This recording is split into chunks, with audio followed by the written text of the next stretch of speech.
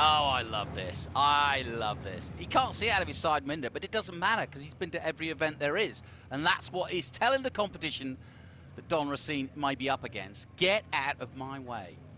Blow the bloody doors off, as Michael Caine once said in a very famous movie about minis. Right.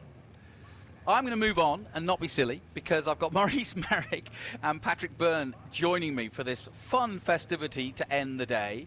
And while it is fun, guys, there's a serious side to this which kind of sums up the day, which is I've been talking all day long with some very learned folk about the American emergence and evolution of motor racing and how it crossed over with European cars and evolved from European cars, and how European cars came here and raced against the mighty cars that were the big displacement cars of America.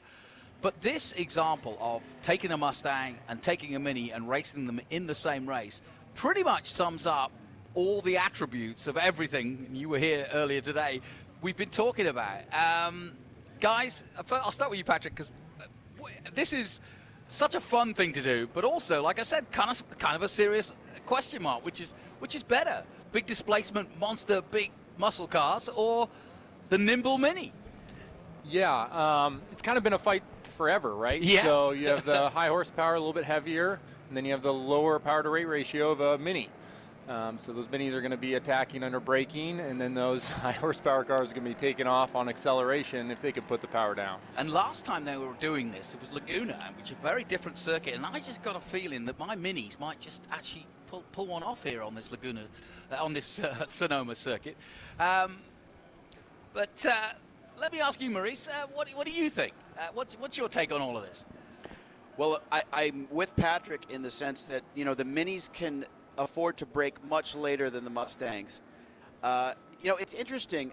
The Mini Cooper was Great Britain's answer to the people's car, if you will. Yeah. And Alex Issigonis was a genius designer, and his charge was to build a car for the masses, and he could scarcely imagine that it would be such a successful competition car. And then we had guys like Paddy Hopkirk who really proved it in rally, places like Monte Carlo, which and I so would forth. never have imagined. But the genius of the car, the genius of the packaging of the car as a consumer car also translated to competition, which is just fantastic. I have a co-commentator who's from Tennessee, of all places, but he's a Mini Maestro man, or not Maestro, but he's a Mini man, and he says it's the most fun he can have within the speed limit in any car. And I actually I get that. Well, the Mini was the car that sort of proved that sometimes it's more fun to drive a slow car fast. Yeah. I think you're absolutely right. But again, we'll get to the Mustang in a moment, but the Mini is an anomaly as a car, and certainly as a racing car, because just the tiny wheelbase, the tiny tires, and yet you talk to Martin Lauber, who's out there right now and has driven every car that's imaginable, and he says he cannot believe that when you turn a Mini's wheel, it just goes the direction you want it to go, and it wants to go, and there is just no question mark. It's got this innate ability to apex when it needs to. Well, and that's the other thing, is it's one of the first very successful mass production front drive cars. Yeah, very true. And I don't know whether the weight distribution stroke, the size of the chassis stroke, wheelbase, as I mentioned, just gives it, an amazing ability to do what it does. That said, let's talk about the Mustang, because of course the Ford Mustang, one of the greatest cars in Trans Am, and certainly one of the greatest road cars in America, the people's car. Certainly, if the Model T was the people's car, the Mustang kind of was the modern forerunner to it in the 60s, I would argue. Yeah, that's exactly right. I mean, not as short of a wheelbase as the Mini, but you'll see its legs here, especially down the front straightaway. And then remember, all those brake zones right before them is a big acceleration zone. So those Minis are going to have to make up a little bit of ground on the Mustangs in the brake zone, but the Mustangs will take off. And by the way, I may add that I mentioned Don Racine, who is kind of one of the organizers of Minis here in the States and has put a lot of the Minis together. The drivers you've got out there are some very good drivers. Jim Hague is out there. Kenny Epsman is going to be driving. You've got guys that know Martin Lauber I mentioned, but some guys that can drive pretty much any kind of car. Matt Johnson has a storied history in driving these sorts of nine. Jeff O'Neill, the organizer of the event, is out there today. Great to see. So these guys are good pedalers, and they know a thing or two about racing cars. So it's not like this is club racing by any means. This is some of the best historic drivers you'll see in the day driving these Mustangs and these Minis. Great. We're away. Here we go. Good clean start. Mustang leading at the moment, 1 and 2 in 3, I think. First, I think, is Don Racine as he goes around the outside at the carousel and does it in style. There's that power coming on right there. Yep. Yeah. So way to go. And it's Seth. So we've got a change as well. This is an endurance race, and so we will have a change of drivers. Some of them won't, but there are mostly 2-man efforts here. So we get a mandatory pit stop, and if I remember from the rules last time we did this, I think it's you've got a window of some 15 minutes that you have to change drivers, come in, and therefore do a pit stop as we take a look at the 61. Going about it, Oliver Ramleth pushing that car hard. He's up to 4th place, and Gear Ramleth. So it's a family affair. Gear Ramleth again, another one of the popular drivers here in historic racing. But it's Mustangs 1, 2, and 3 at the moment, and I think it's Oliver Ramleth at the wheel of that first Mini with the lights blazing on. Of course, you've got to put the 4 lights on, the full rally experience to intimidate. It's hard to intimidate anybody in a Mini, but it's one way of doing it. So Mike Balacco and Ethan Wilson pick up the lead early on in this one, doing a 2:07.4 early on. And now we see the Mini stretching its legs up the hill. You know what's amazing? I've got a brother-in-law who's 6'3", I think, and he sits in a Mini no problem. Yeah, they're bigger on the inside than they are on the outside. Now, go figure. That's like a TARDIS, then. You just described a Doctor Who TARDIS. I don't know how exactly that. right. I don't know how that is even possible, but it's true. It is absolutely true. And I don't know if you've ever seen any of the. I can't remember his name, but there's a guy that does sort of trick demonstrations in a Mini, where he's doing 2 wheels, 3 wheels, all that sort of stuff, and doing pirouettes, and so forth. You name it. And what it can do, the dexterity of the tiny little Mini is unbelievable. And I just made a joke about the Italian Job, as you well know, another movie that moved it forward as an iconic figure. Great film, and if you haven't seen it, see both, because there's an old one, original, and there's a new one. And the stunt sequences were real. They were just designed for the car. They were designed around the car. Going down steps, yeah, absolutely. Here we go. Got a good little battle here between. Oh, I set up on 2 wheels. That was the 37. Oh, that was a little bit of a moment there, but all's well that ends well, almost. But that was the 37. Let me see who that was, because that was a bit of a moment for that driver. He just got on the inside there a little too tight and bounced over the curbs. That well, it's not on my list of Minis at the moment, but never mind. Could have been Christopher Fitch. No, it's the blue Mini. Well, we'll get to him. It's always thrilling to see American iron and British or European cars mix it up on the same grid. So many different approaches to racing. Yeah, it's great to see so many Americans driving Minis as well. I'm loving that. That's true. And we've got a Ford Falcon in there too. We shouldn't ignore that car. It's a wonderful car. Yep, let's not leave the Australians out of it. Or at least that's where the Ford Falcon became so popular. Side-by-side racing then. These 2 Minis going at it and creating nice closed door for the Mustang behind. And we've got a nice spread at the moment as this race is underway. Like I said, this is an enduro race. We'll run 1 today and 1 tomorrow. But it's a great way to finish the day, no question about it. And like I said, packed with fun, race cars and guys that really want to throw them around. And I'm just looking down the whole list, and it was a pole position for David Cooper and Christopher Lyon. Tyler Hagan and Dave Hagan, we spoke to Dave earlier in the day, and they've been really looking forward to it. That's a father-son combination. So they had the front row start, but as we say, we're trying to catch up with the Mustangs at the moment. Well, let's talk a little bit about who we've got here in the booth. Patrick, you're a GT and Prototype Championship driver. What's your background, if you will? How did you get into racing?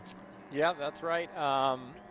So started big into just motors in general, into anything motorsports, and then worked my way through a couple different race schools and ended up on the racetrack as my main job. So, and then what's your preference? What do you like doing? I really like GT cars a lot. The prototypes are awesome. They do every single thing that you ask them to. It's a lot more physical on you. They're a lot faster. But GT cars are just more relatable, right? The battles are better. You don't have to worry about aero wash and things as such, so you can be nice and tight. You know, if you tell the general public you're driving a prototype, they don't really know what you mean. Yeah, exactly. Whereas if you're saying you're driving some of the GT cars, whether it's a Ferrari or Mercedes or something along the lines, they can relate to it immediately. Plus, the battles are quite good, kind of as you're seeing right now. Yeah, John Chip Fudge, the man at the wheel of that Falcon that you mentioned, 1963 Ford Falcon in all black. And co-driver Jonathan Taylor Fudge. So again, another family affair. Maurice, how did you get into this silly game of motor racing? Well, my bio is much more humble than Patrick's, but my background is in television production. And I'm the host of the Horsepower Heritage podcast, which you can find on any of the podcast apps. I encourage people to listen, but my lens is focused on the historic side of automotive. I do a lot of competition profiles, interview racing drivers, and I talk a lot about the history of motorsport as well as production cars. So that's my focus, but I just love vintage racing. I take every opportunity to watch it and be a part of it and learn from the folks who are doing it, whether it's a mechanic or a driver or team manager. So it's just so gratifying. And you sat here in your Duesenberg overall, so have you fixed it? That's right. So I'm here with my good friend Bobby Green, who has just finished the restoration of this 1920 Duesenberg racer, and it is an authentic period racer. The history of the car is a little murky because it was kind of out of the public eye for about 40 years, but he's just finished the car, so this is our inaugural weekend out here. So I am his riding mechanic as it were for the weekend. Interesting. Yes. And Patrick, I noticed on your sort of CV, Asia Le Mans. I spent a lot of time in Asia, and again, another part of the world where I don't think you'd believe just the love and interest they have in all things racing. And while, you could point at very few great Asian drivers in the past anyway, historically. I mean, the Bira brothers, perhaps, who made it to the dizzy heights, the two ties. But now the scene out there is growing exponentially, and I was I was there at the start of it back in the early 90s. But it's now a hotbed, as we see I think it was the Ford Falcon that's just gone off track there. I'm just watching out the corner of my eye here. But a great place to go racing. Have you enjoyed going out there? Yeah, Asia Le Mans was awesome. You wouldn't believe some of the quality of tracks that are tucked away in the middle of Asia. Right. Of course, Shanghai and some of the big ones, Kuala Lumpur and things. There's some fantastic tracks that we see in F1. But there's other hidden tracks, in rural Thailand. Yep. And they're pretty Burra. good flow. Exactly, yep. Been there. Yep. Home of Chang Beer, right? That's it, and the good football team too. That's right. Yep. So. But you haven't been to Subic Bay though, have you? I have not.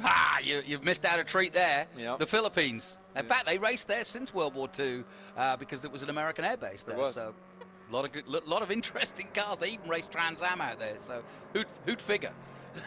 Yeah, that's a surprise to me. I've not heard that before. Yeah. But yes, Asia, total blast. I mean, you're traveling. I used to race at Shah Alam before Malaysia Formula One was built.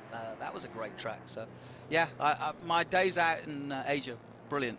Now, we have lost one of the Falcons, I think, and we, as you can see, picking up cars left, right, and center. But the race continues as our mini Mustang Enduro. Here there was lots of shenanigans. Look at this, drifting a Mini, nothing better. On asphalt, I may add. You mentioned Asia. I have to interject here that Prince Bira was racing Grand Prix in the 1930s. Correct. And he was his brother. Siamese royalty. Yeah, that's exactly right. Yeah, that was a rare period where we did have two royal princes racing in Formula One, and they were a real anomaly at the time, for sure. And now we've got Albon. I actually know his dad pretty well. He used to do GTs in Asia. He was an airline pilot, and raced Carrera Cup in Asia. And so, yeah. And I saw Darrell Young the other day, another Asian peddler, who was at the Formula One looking after another young Filipino driver. She's in the F1 Academy. So we are underway, and we've lost a few already. Mike Bacacchio and Ethan Wilson are still leading. Seth Burgett and, well, Seth's on his own.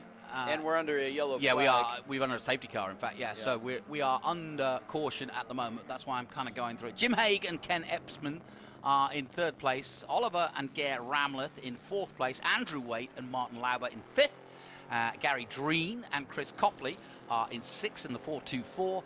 And in the number 37, it's Steve Phillips and Brian Walters in a 1966 Austin Mini Cooper S.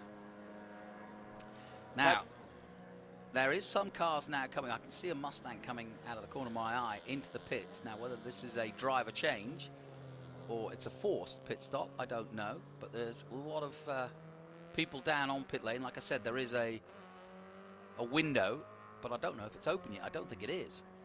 So, still 38 minutes to go in this one, folks, but we're under caution. As you can see, it's 1, 2, 3 for the Mustangs, but that could all change. And at the front, we've got a 66 Ford Mustang, a Shelby GT500 from 67 in second, and we've got another 66 Ford Mustang in third. You mentioned the name Shelby, and it's interesting to think about what things would have been like had Carroll Shelby not had that relationship with Ford. And what would have become of the Mustang? Would it have been the competition car that it became? I think you're right. You know, it's a fascinating history. And it was known as, you know, on its debut kind of as a secretary's car. It was really a development of the Falcon. Yeah, and you make a good point, because Ford have admitted that, you know, up until recently, they never intended to race the Mustang. And in fact, they were going to stop making them at one point, which would be criminal. But yeah, and only recently have they announced that they're actually going to go and race the darn thing. I remember Jim Farley being interviewed and saying, yeah, people don't know or don't think that we as Ford, you know, you had the Trans Am series, but that was, you know, that Ford didn't build a race car to go racing. That was a stock car that went racing. So Ford have only just started going, okay, let's make a Mustang to go racing. That's right. So, interesting. And in the late 50s and early 60s, you know, factory sponsorship of racing was dead. After the 55 Le Mans disaster and USAC pulled out of racing. And so... Hang on, he's getting his sandwiches out the back. What's going on here? He's opened the back, the fire extinguisher's out. This is the Morris Mini Cooper S from 67. Taking on some fuel, maybe? Well, yeah, they're having a look around. He's got the fire extinguisher just in case it goes awry, but he's fiddling in the back there. Yeah, I don't know. Can't be refueling, surely. They don't need to refuel, surely. Some sort of adjustment being made, but as you can see, half the field coming in, half the field staying out. So the pit stops are going to get fast and furious, folks. This is going to be a bit like the Italian job in a minute. Here they come. Meanwhile, 3 Mustangs leading the way at the moment. The Fire and Safety Tundra that's right in front of my commentary booth is getting ready to pick up another car by the looks of things. So there's a lot of action going on. Meanwhile, there is a host of 5 Minis coming right into the pit lane right this moment, all to make their pit stops and changes. Here we go. So they are putting a bit of fuel in, okay. Well, maybe they can't go the full distance. Here's the 35. That's Christopher Fritsch and Randy Unsby with that checkered flag on the top. Excellent stuff. Nicely prepared. Look at those lovely little Hoosier tires. props to the guys that make the tyres still to this day, because that's no easy thing at a historic event. I remember doing an interview with the tyre guys and go, well, how do you fit, 400 different race cars? And he goes, not with ease. That's absolutely right. In fact, one of the ragtime racers lost a spare tire. The spare tire mount broke today on the track, and as the guys came into the pits, one of the fire guys was carrying the spare. I said, I bet that's the first time you've carried a spare off the track into the paddock. Yeah. He said, absolutely. Now, the 00 of Thomas Parmentier, one of the Belgians, getting strapped in there also. And there's the 177. That's the Austin Mini Cooper S of Don Racine and Chris Copley. We spoke to Don earlier. I like the digital readout there on the top. That's very nice. But this is becoming a mini tradition. We're only 4 years old at Velocity, but this has become definitely one of the highlights of the weekend. It's great to see so many, because the temperature drops quickly here in California, especially in November. So for people to be still out there in the grandstands, it's pretty hearty. Yeah, nice and warm probably in the cars, but a lot of work to do, or a lot of warmth to be had out there in the grandstands or out there in the hinterlands of the Sonoma Raceway. So thank you for staying. There's a first real close look. It's nice to have them under safety, or at least to have a closer look at these cars, but they're beautifully prepared. That was Ken Adams and Brian Ferrin in their 65 GTO 350. Looks like the lights are out on the safety car there, so we should expect that to be going green. Yep, you're absolutely right. Good eye. Now, surely the Mustang should pull away and get into their own race at this point. Yeah, if I was that Mustang in the back, I'd be looking for that immediately. Yeah, and really, the Minis are kind of hand-tied a little bit when it comes to this hill, because it's not just the first corner. It goes second corner, third corner. See Jeffrey O'Neill out of his car and making his way back. Maybe he'll come and join us at the booth. Who knows? But he's out of the car. He's done his first stint. Wave at him. You never know. Here we go. Away go the muscle cars. 1, 2, and 3, and they immediately pull away from 7 Minis, and then a Mustang chasing down. That Mustang in the fourth Mustang in this group is going to have a real tough time, because there's 7 Minis in front of him. In comes the 969, and that is the green Anita Wiemeyers coming in, and she's out of the car. One of the cars, the 960, parked up. I hope that's not terminal. And then the last car to cross the green flag was another one of the Mustangs. Didn't catch its number. Don't you love how the drone has totally transformed coverage of motor racing? You really did get a perspective of where the race is from here, don't you? We even take it for granted, and it's not that long that drones have been involved in motorsport and sporting events in general, but it's so seamless. Yeah, you don't even think about it. Well, I jokingly said to one of our first pilots that, it wouldn't be long before they were doing race coverage, and he kind of quipped and said, that'd be ridiculous. And literally 2 weeks later, a car went off while he was doing his overhead shot from the drone, and it was our race coverage shot and replay. So there you go. Here comes the front 3 runners. I know. Coming up to a pit out car. Yeah. This Mini left the pits, and all of a sudden he's going to be clobbered with the entire field. This is great, and he is pushing hard. Now, yes, as you say, coming up to some traffic. They'll want to get by him before the hairpin here. And in fact, it's given a chance for the race to open up as well, but he does go a wide line for them. The Mustangs take the inside line. And the number 80 looking for a way path. That's Seth Burgett at the wheel. And as they cross the line again, is that the black flag out? It was. It was. Okay. We had Jim Haig or Kenny there make the pass in the kink onto the front straightaway. It's pretty tight. Nice, clean driving, though. Still half an hour left in this. The Ramleths currently in 4th. Waite and Lauber 5th. Dreen and Copley in 6th in the 424. Phillips and Waters in 7th. Kearney and Peterson 8th. Cooper Lyon in 9th. And Adams Ferrin in 10th position. But at the moment, it's Mustangs with the advantage here, as you'd kind of expect, or certainly on paper you'd expect, but you'd be a fool to count out the Minis. And in fact, fastest lap at 2:01.7, so they are pushing on now and pushing each other, because all in that restart, I think we got several. Oh, look at this, the attack of the orange Minis. Sounds like a war film. Jim Hague with 2 Minis through the carousel. I know. One on each side. Yep. Well, they do run in packs, I've noticed, these Minis. They clump together and go, okay, we're in this together, boys. It's the Self-Preservation Society.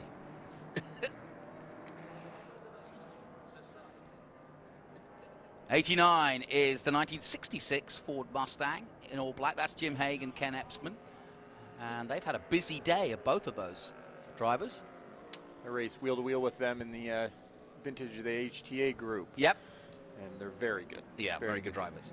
I don't think historic drivers get the credit, not just because this is what they do for a living and they're not, household names, but to drive an historic car takes a deft touch at one, but also a huge amount of skill, because you're not driving a paddle-shifted, ABS braked, blah, blah, blah car with all the accoutrement of everything that the designers can give you. So it just takes a little bit more skill to drive a car.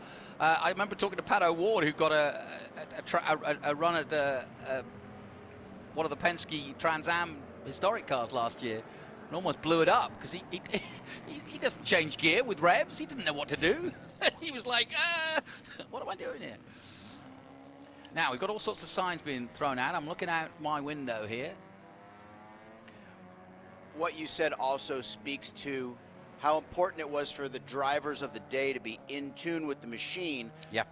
A good example was Jim Clark, who could give his mechanics and team excellent input into what the car was doing and get it fine-tuned. I actually think that's the difference between a good driver and a great driver, is just that ability, and Jim Clark is one of those great drivers. You could look at a Formula One field any given year and say there are 5/10, maybe, between their abilities to race the same car, let's say, around a track. Different styles, different ways of getting there, but maybe half a second, no more. And you could add another 200 drivers and you probably have a result pretty similar, let's say 0.7. But the guys that can come in and relate how to get that 1/10 more, those are the greats. Those are the guys that can tell an engineer, you can't just come and go, it don't feel right. You've got to actually explain. Exactly right. Otherwise, it can't help you. It's standing yellow here in turn 1. Wonder if something happened. I don't know. I don't see. Oh, here comes the tow truck. Oh. Well, we knew there would be drama, and it has ensued. Here comes the 22 into the pits. And that's Ken Adams and Brian Ferrin. They had been running well. In fact, they were in the top 10 before they pitted, so let's see where they come out. And, yep, the tow truck takes the lead. The ambulance just behind in second. And hopefully they'll be out of the way, but some pit stops as well. Let's hope the ambulance doesn't overtake the tow truck. This is a good thought. Side by side again, as through goes the 80. Once again, as Seth Burgett gets the lead. I think traffic's going to be what puts paid to who wins this race, because it seems to, it depends where you hit traffic, basically.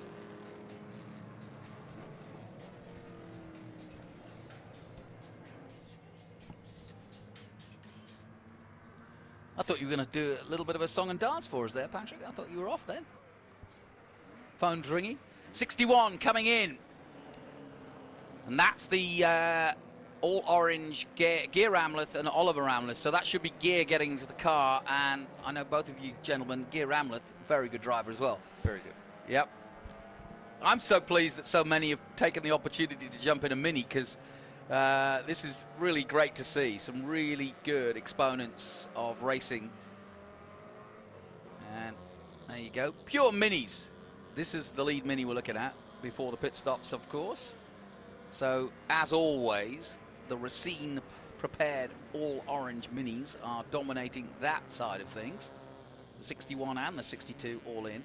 You can see the stopwatch there. That's just that they have to be, there's a certain period of time that they have to stick to, and if they do, obviously they do the driver change quickly, but they have to wait, and that's why you've got the stopwatch there, to go back out again, so that everybody has got an equal pit stop.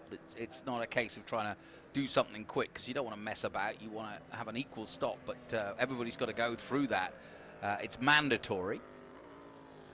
Now, Seth Burgett, I think it's Burgett rather than, is it Burgett or Burgett? Doesn't matter. He's just gone fastest lap, 2:01.7. There you go. There you go. Old school. Yeah, the driver hopped out of this one, and his co-driver goes to get in and stopped and goes, "No, we need you for the fire extinguisher." Yeah. Don't go home yet. True team effort. Yep. Yeah, and it is small teams, isn't it? 2 or 3 people, as it should be, as it was.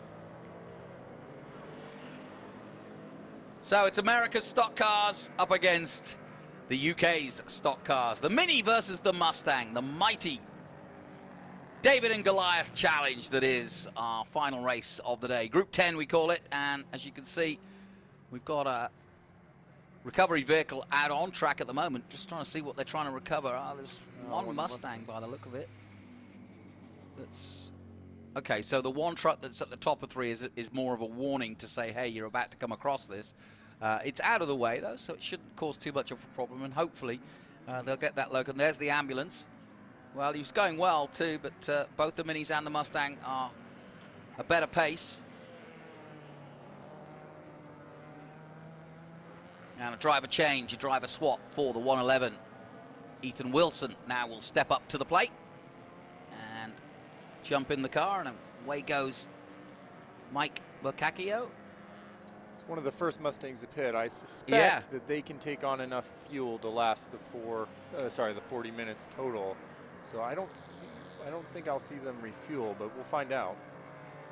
Interesting here to see the leader coming up on one of the Minis. He just can't get by him, and he's not racing him because that's the leader of the overall race, but he just can't seem to get on level terms with the Mini ahead of him, which is a lap behind him or at the back of this group. So we'll see how this goes. But all the headlights are on as the sun has gone down, and this is another interesting part of this race because we don't often race Sonoma at night, and it's going to be pretty tricky as we go through.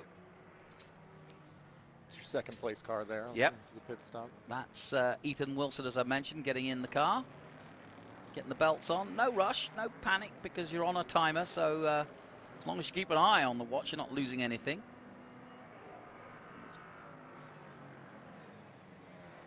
And here comes the leader into the pit. This is an important pit stop for the Golf livery number 80.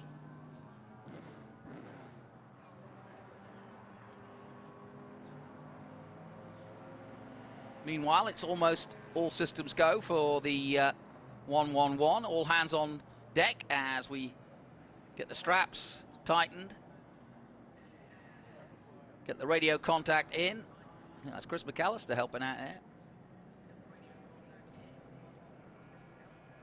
But here comes your leader down the pit lane.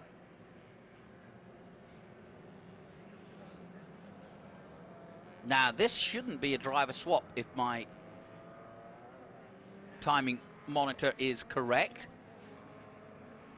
Now, the Minis have got to make hay now as quickly as they can. We've got 21 minutes to go.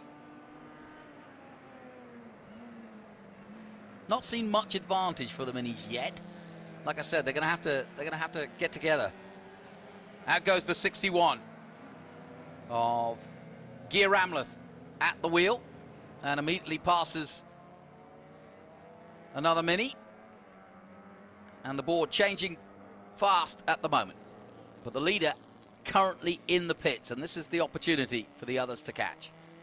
Still some safety vehicles. As soon as we get them out of the way, we'll go properly racing again because everybody's a bit tentative, as you can imagine. Never easy to race with that in the way.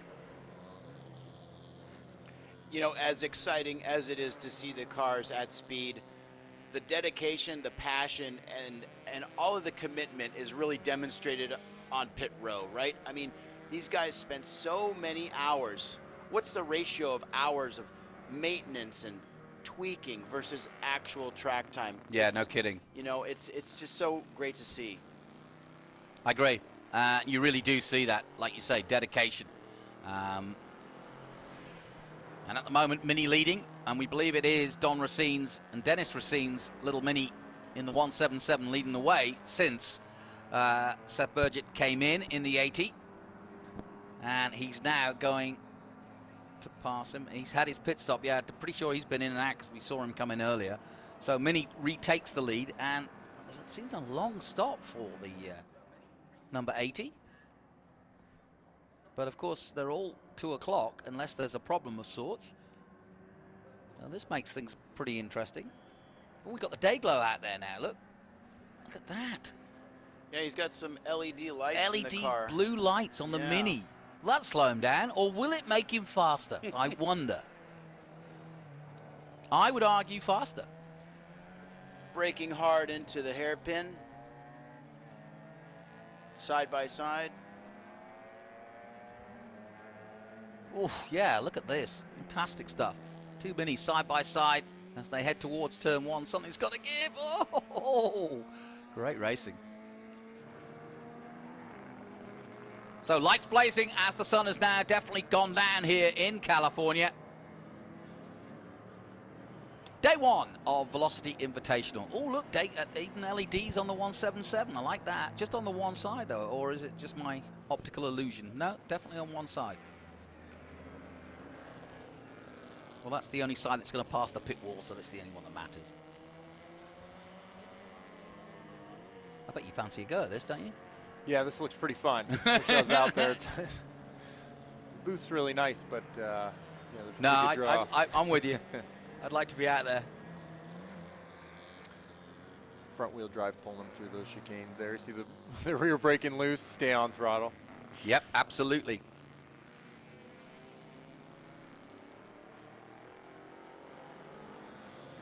Well, interesting enough, yeah. So they are going to.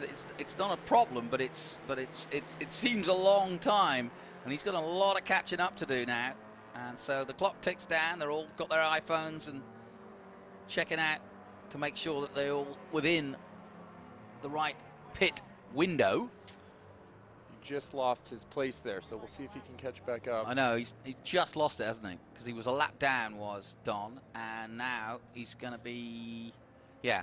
So it's going to be interesting, the last 20 minutes of this, or just last 15 minutes of this. In comes the 63. But he's kind of gone through the pits, so he's not stopping.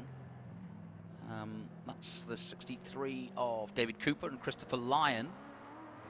Don't know if that's a retirement or not. But in a moment, we're going to let this fella loose. Lights blazing.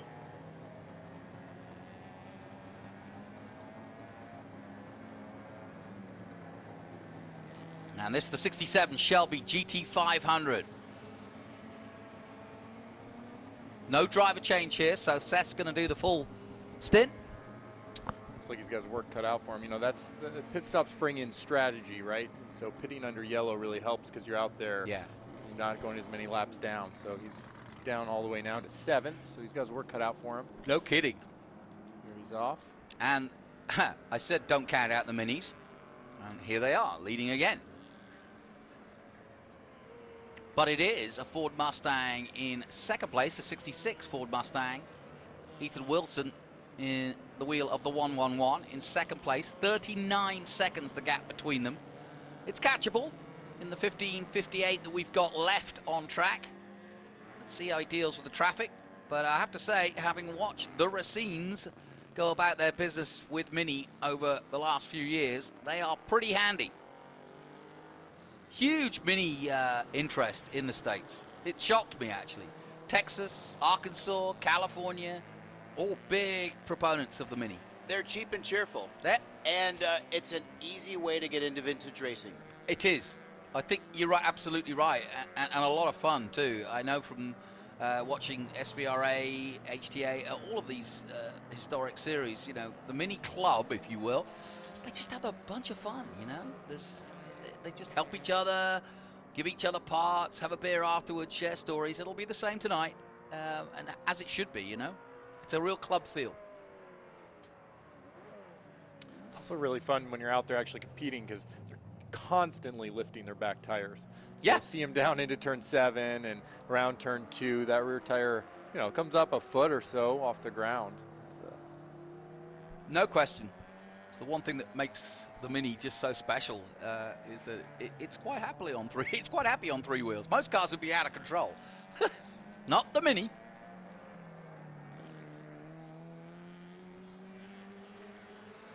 Yeah, the British made a lot of cars back in the 60s and 70s. Not all of them brilliant, but this was special. It's interesting, the contrast, too, because when we think of British motorsport in the 1950s, we think of Jaguar. Yep. We think of Aston Martin. And yet the Mini is the almost diametric opposite of those cars.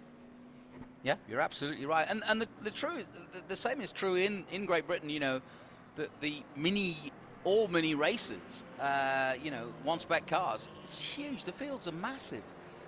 And again, cheap racing, club racing. Drive the car to the race. There you go, off the curbs. But drive the car to the racetrack, and then set it up and go.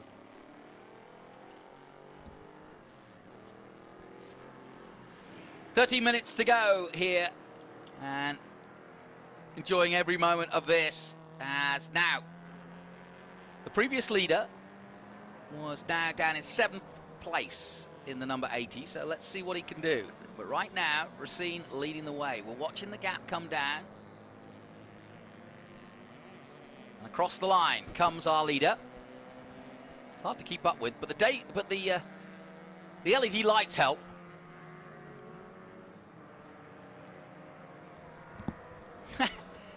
Crowd loving it. Pictures being taken at every creening angle. I love it. Trying to catch that rear tire, I think. Yeah.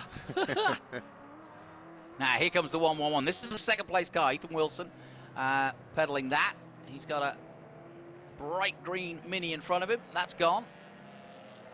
And now power up the hill. I think all racing drivers should wear white gloves. It gives a commentator a much better idea of how much control you're actually in.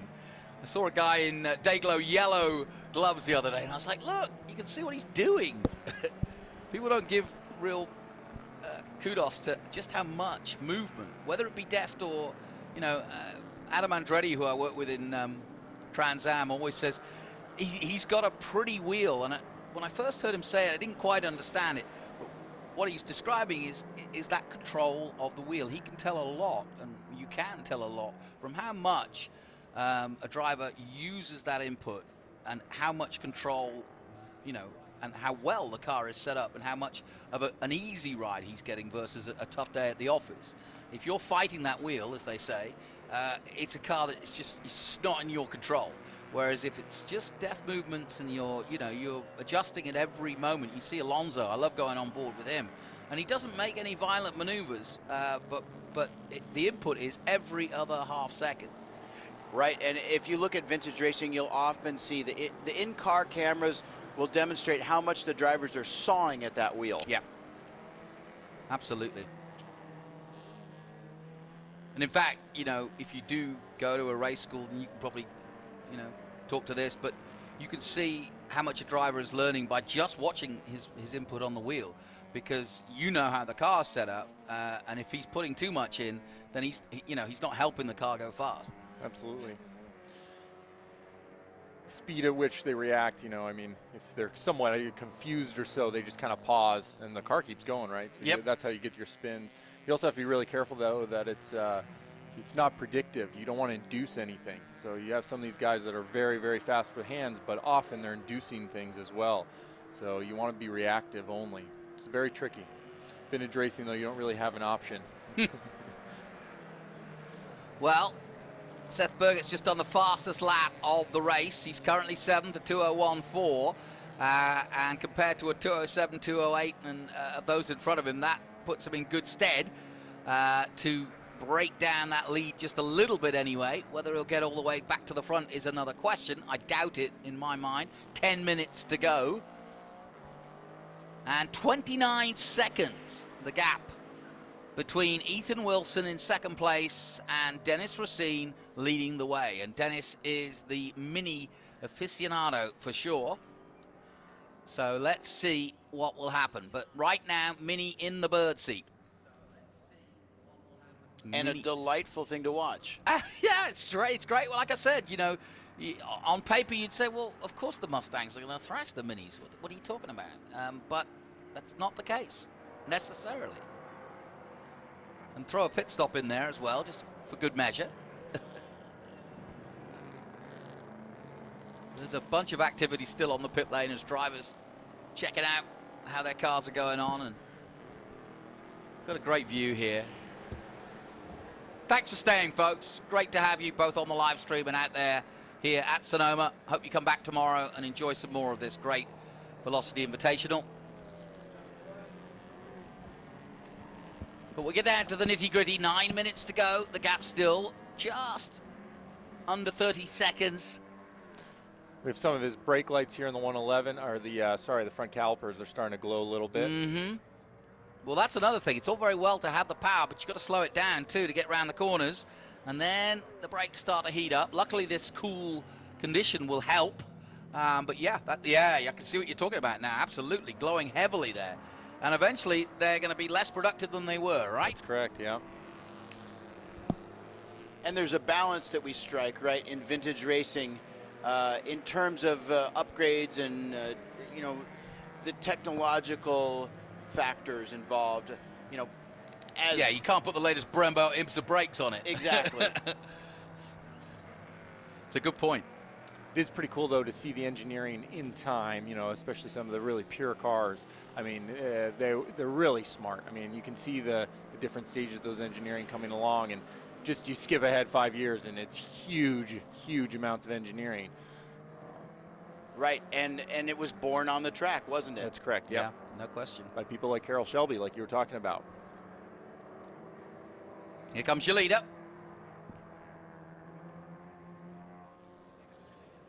Still got his good old British license plate on the back too, I may add. Now let's just, yeah, his best lap, a 2:06.4, compared to Ethan Wilson and Mike Bacacchio doing a 2:02.7. So there's your difference. There's about 4 seconds in outright lap time, but that doesn't necessarily tell you what the outcome's going to be. It does tell you that, yeah, eventually, if you kept going forever, the Mustangs would you know, in a fair fight, as it were, win. But this is a timed race with that pit stop, so all factors come into play. Plus, you have your traffic. And it's one thing to catch up. You got to get by them, right? Yeah. How does the Mini then deal with that factor of braking? I mean, the parts. I mean, you know, they're all minuscule in comparison to the Mustang, and yet efficiency seems to be the order of the day with the Mini. Yeah, that's right. I mean, a small tire, you have a small disc, there's no way around it. You can't put a bigger one in there. So, yeah. The good news, though, is when a Mustang has to brake just because of the weight, you'll have that Mini still on throttle. Yeah. So there is that difference right there. Good point. Yeah, that momentum that they call about the Mini. Yeah, you're not heavily braking as much. Good point. Yeah. And a lot less mass to slow down. Correct. Yeah, lightweight. That's the whole point. And so, yeah, the problems that the Mustang may be having just aren't an issue necessarily with the Mini. Talking of it, here is our second place man. Trying to catch the hare that is the Mini at the moment with, what, just over 6 minutes to go. And the gap is now down to 27 seconds, and that's a mighty gap still with this amount of time to go. They're averaging, what, 2:10 a lap at the moment, or just under. So it's going to be a big ask to catch Dennis Racine right now. And Paddy Hopkirk style, he's got all 6 lights blazing. It's a lad's effort for sure. Yep. Oof. Well, that was a moment. Touch wide, yeah. A little wide, don't worry. Keep it going. You got to be careful, too, though. The top of the S's there are really where these Minis can kind of break away. You know, the Mustangs are going to reel them back in at the bottom here, so you can't mess those places up. Take advantage of when you can. That's the place to make your move. Correct. Yes. Yep. Shout out to all our cameramen doing a hell of a job. They've been out there since 8 o'clock this morning, so I take my hats off to them because they are in focus, they are following well, and worked with them all year, and hell of a job, boys. Well done. Now, Andrew Waite and Martin Lauber have moved up to third place, ahead of Oliver Ramleth and Gear Ramleth. Gear Ramleth at the wheel at the moment in fourth. Now, Seth Bergert, who's on his own, is now up to fifth place from seventh, so he's done a good job, and he is setting the fastest laps of the race at the moment, 2:01.4, and so he's up into fifth place. He may move forward again before this is done. Gary Dreen and Christopher Copley, I'm guessing that Chris is at the wheel at the moment, in sixth. Doug Peterson in seventh. Brian Ferrin, eighth. Brian Waters in ninth position. Randy Unsby rounding out the top 10. But a good field, a big field, and some great pedalers out there enjoying what is our finale for the day, day one of Velocity Invitational number 4. And then after a couple of years away at Laguna, we're back at where it all started, here at Sonoma in the wine country. And I think there's a fair few out there who've put the work in and probably deserve a glass of wine or two. Yeah, that's right. Just walking around the paddock, I mean, it's spectacular. It's a really good show right now. Yeah, I haven't had a lot of chance to. I had a chance on Friday to wander around a little bit, and everything was just being put together. But it's just a magnificent display of 100 years plus of an industry that everybody knows about, but not everybody knows a great deal about. And to come here, you're always going to learn something. It's a terrific atmosphere in the paddock. Everyone is so hospitable and welcoming, and yeah, can't say enough about it. And it is a thrill to see them slingshot past the front straight here under the lights. Yeah, no kidding.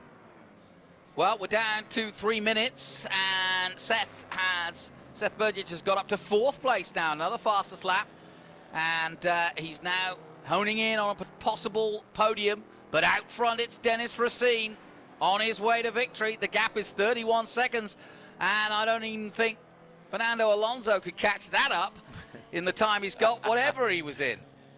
I think he'd love to go at one of these minis. Yeah, they might have 2 laps to go. Yeah, I think that's about what we've got. And 31 seconds is almost an impossibility, especially with Dennis at the wheel of this mini, the 177. Yeah, last lap flags out. So there'll be much consternation amongst the Mustangs tonight. They'll be talking and trying to salvage what has been a great display of British magnificent magic by the Mini. The headlines to be written across Great Britain won't be about the politics or inflation or whether Liverpool or Manchester United won. It'll be about Mini's fantastic victory in the US of A, storming what Las Vegas Grand Prix. Mini have won at Sonoma. There's no other headline. IMSA, what IMSA? What are Ford up to? Who cares? Mini are winning at Sonoma. This is going to be the headline. The San Francisco Herald will herald just what has been an almighty performance by the mighty Mini, as it has done in the past and will do, I'm sure, in the future. What Mustangs, what muscle cars, what are we talking about? There is absolutely no reason to doubt what is British magnificent at its finest. I never doubted it. It's a wonderful pairing. Sorry, just had to get on my little British soapbox there. That's all right. Best of Britain. Absolutely. We don't have much to smile about, but the Mini is one of those things. I remember Twiggy getting out of one of those in the 60s as one of the top models we had, and everybody went, oh my word. Except Seth back up in third place. Yes, now, he's on the podium. He's just got ahead of Lauber. He's coming.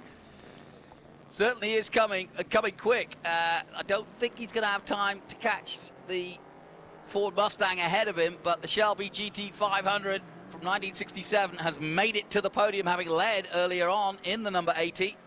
Shaved off about 2 seconds from his last lap, down to a 2:02, very close to his fastest lap on board with those old tires, so he's trying. White flag is out, and here comes your leader. Lights blazing. This is the final lap. And the 177 is approaching the checkered flag and takes it in style. Mini win against Mustang. And it is the Self-Preservation Society of Michael Caine and Great Britain and England that win. Fantastic. Lovely to see. Don Racine and Dennis Racine, and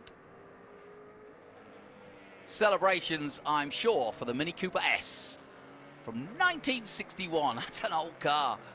And coming across the line in second place, Ethan Wilson in that 1-1-1, and there's the 80 catching him right at the last moment. Is it going to be a run to the flag? It is, and he's going to get second.